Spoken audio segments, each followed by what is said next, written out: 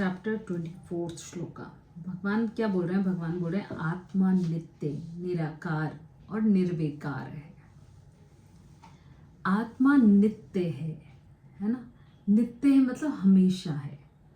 मगर शरीर का जब आत्मा पे शरीर आता है तो वो शरीर हमें जो है वो व्यक्त हो जाता है। बस उतना अंतर है, व्यक्त होता है हमारा रूप। फिर उसके बाद जब ये शरीर का नाश हो जाता है तो आत्मा अव्यक्त हो जाती है। वो दिखती थोड़ी ना है ना, वो दिखती नहीं। वो दिखती तो जब हमारा शरीर होता है तब भी नहीं दिखती, जो शरीर नहीं होता तब भी नहीं दिखती। तो क्या शरीर की उपयोगिता क्या नहीं है? शरीर की उपयोगिता तो उतनी है। अगर हमारा शरीर नहीं हो तो हमारी आत्मा क्या जो कार्य करने आई है वो कर सकती है क्या? क्या कार्य करना है? आत्मा को क्या कार्य करना है? आत्मानु मोक्षार्थ जगत हिताय च, जगत के हित के लिए और आत्मा के मोक्ष के लिए ही हमें कार्य करना है। राइट? ये कितनी खूबसूरत चीज है जब भगवान बता रहे हैं कि तो निर्विकार है, इसमें कोई विकार नहीं है, कोई विकार नहीं है। जो तुम सोच रहे हो वो आत्मा में विकार नहीं है, वो शरीर के विकार है। शरीर का नाश भी होगा। और कितनी सुंदर उपमा भगवान ने दी है ना। अगर आप देखो तो आकाश जो है ना, हम निकटतम उदाहरण हम आत्मा का किससे देते हैं? आकाश से देते हैं, निकटतम उदाहरण, है ना। बट वो भी बोला गया है कि महाप्रलय के समय आकाश भी नहीं रहेगा, मगर आत्मा तो फिर भी रहेगी। आत्मा तो फिर भी रहेगी ना। तो भगवान ने क्या बनाया है? मतलब मुझे कई बार लगता है कि जैसे अगर हम अभी एआई आ गया है ना, रोबोट्स आने लग गए हैं। कई कुछ समय बाद ऐसा भी हो सकता है कि मनुष्य के रूप में, अभी भी है, मनुष्य के रूप में रोबोट्स हैं, मगर वो सारा का सारा कार्य करेंगे। मगर जो भगवान यहाँ पे बोल रहे हैं गीला नहीं कर सकता, कोई सुखा नहीं सकता, ऐसा नहीं कि आविष्कार नहीं हुआ है उसका, मगर आत्मा का स्वरूप है वो। मगर अगर रोबोट्स में चिप लगा दी जाएंगी उनको, तो उसको तो कोई जला भी सकता है, उसको कोई तोड़ भी सकता है, उसको कोई ऑपरेट भी कर सकता है, उसको मिसयूज भी हो सकता है, सब कुछ हो सकता है उसका, है ना। बट क्योंकि वो चेतन शक्ति है, जिस दिन हम उस चेतनता को पहचान लेंगे उस दिन हमारे अंदर कोई विकार नहीं है। हम इस चीज को भी समझ जाएंगे। हम इस चीज को लेके बहुत परेशान रहते हैं ना, अरे मैं बाहरी खूबसूरती,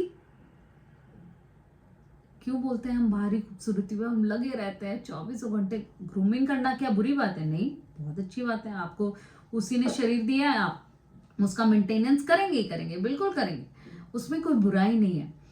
बट हम उसी में अगर लगे रहें तो आंतरिक खूबसूरती का ध्यान कौन रखेगा? सोच के देखिए, आत्मा क्या है और आत्मा को क्या खूबसूरती की जरूरत है? आत्मा तो बहुत सुंदर है, बहुत सुंदर है। हम जितना सोच भी नहीं सकते उससे ज्यादा खूबसूरत है। अनुभव कीजिए। यहाँ पे उस खूबसूरती को अंदर से देखना है। अंदर से देखेंगे उसका अर्थ यही है कि अनुभव करना है। तो जब हम अपने आप को सुंदर मानेंगे, सुंदर इन द सेंस कि लाइक आत्मा को जब हम मानेंगे, आत्मा में कोई विकार है ही नहीं, उसके अंदर कोई पिंपल नहीं है, उसके अंदर कोई कुछ नहीं है, कुछ भी नहीं है। उसके बाल सफेद होते हैं क्या? नहीं होते हैं। राइट? उसके रिंकल्स पड़ते हैं क्या? उसके रिंकल्स नहीं पड़ते हैं। उसकी आंखें धस जाती हैं क्या? नहीं। उसके आंखों का कलर चेंज हो जाता है क्या? नहीं, कुछ भी नहीं। जब आप ऐसा देखोगे, आप फील तो करते हो, है ना, फील करते हैं हमको कितना भी बुढ़ापा आ जाए। अगर 85 ईयर्स ओल्ड अगर आंटी जी, मैं उनसे पूछूं कि आंटी आपको क्या फील होता है, बोलेंगे कि मुझे एज का मुझे, मेरी 85 साल या 90 साल, जितनी भी साल मेरी एज हो गई है, मगर मुझे वो फील नहीं होता है। हाँ, शरीर में जब थकावट होगी, ये वो, जब हम अपनी आत्मा को भूल जाएंगे, वो अलग बात है। बट जब आपकी आत्मा आपको याद आए और आपसे पूछे कि आपकी एज कितनी हो गई, आप बोलोगे मेरी तो एज, उस टाइम पे आपको आपकी एज ही नहीं समझ में आएगी एक्चुअली। तो आत्मा का अनुभव करना कितना ज्यादा जरूरी है। भगवान बोल रहे हैं कि ये सारी चीजें नष्ट हो जाएंगी, सब कुछ नष्ट हो जाएगा, मगर आत्मा वहीं पे है, क्योंकि वो निर्विकार है, उसके अंदर कोई भी विकार नहीं है जो तुम्हारे शरीर में है। राइट?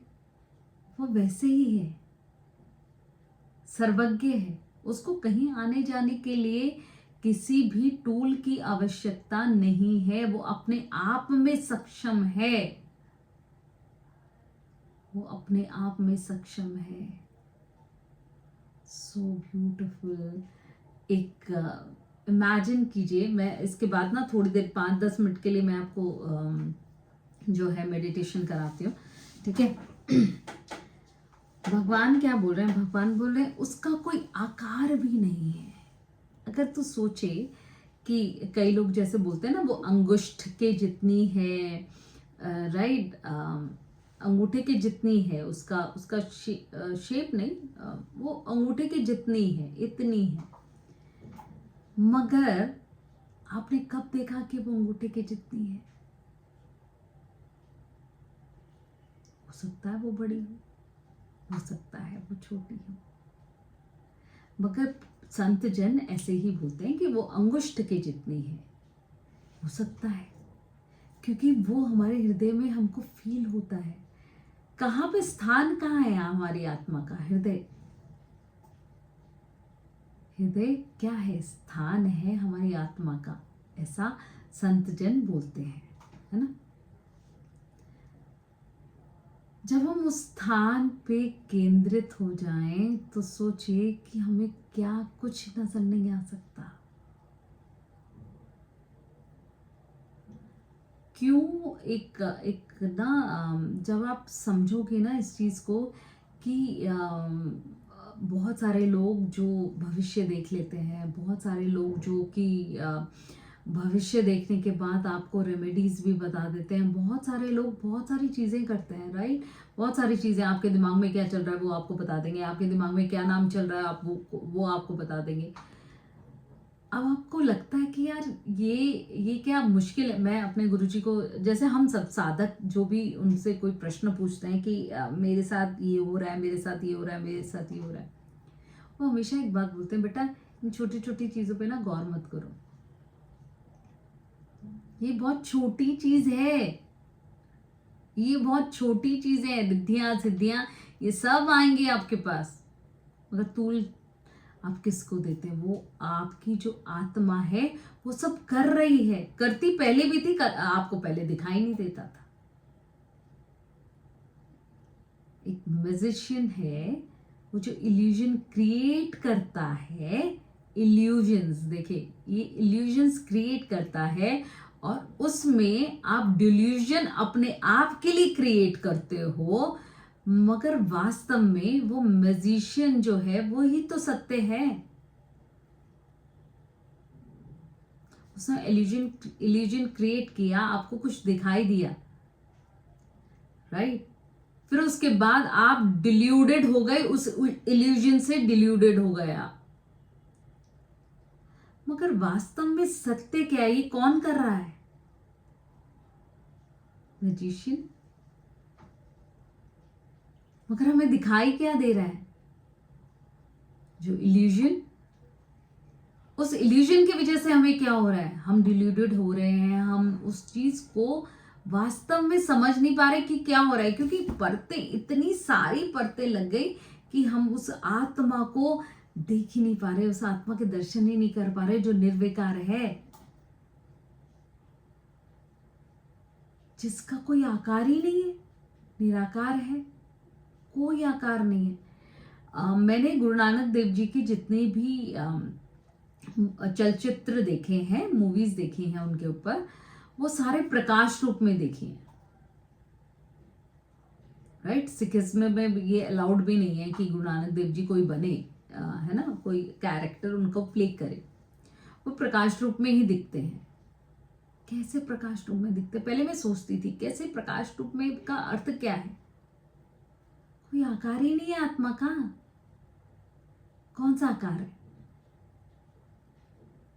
निर्विकार।